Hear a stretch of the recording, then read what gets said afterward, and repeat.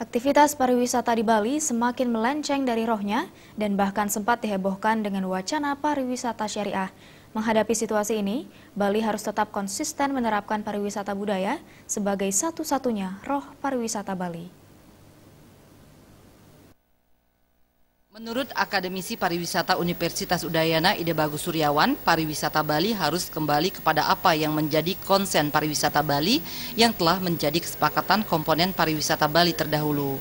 Yakni di dalam RT/RW Provinsi Bali sudah ditegaskan bagaimana pariwisata Bali berlandaskan budaya Bali. Dan sudah seharusnya pariwisata Bali tidak melenceng dari kesepakatan yang sudah tersebut seperti kegiatan desa wisata, agrowisata, ekowisata, dan kegiatan wisata spiritual yang harus tetap dimaksimalkan untuk tetap membangun nama pariwisata Bali yang berbasis budaya. Sehingga dengan memaksimalkan konsep pariwisata tersebut, maka harapan untuk meningkatkan perekonomian masyarakat Bali akan terus berjalan secara keseluruhan. Dan tentunya merata, baik di Bali bagian selatan, utara, timur, dan barat.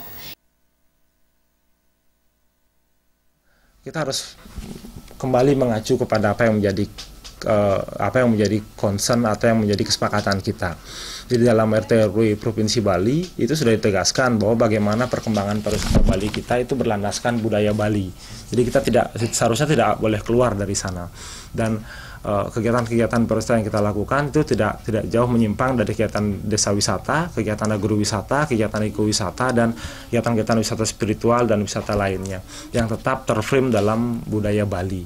Nah, harusnya mekanisme pariwisata seperti itu saja yang tetap kita jalankan di Bali, seharusnya tetap memberikan dampak dampak positif tentunya terhadap perkembangan atau peningkatan ekonomi masyarakat di Bali secara keseluruhan.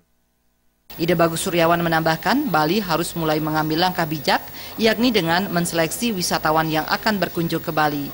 Jaya Kusuma, Bali TV.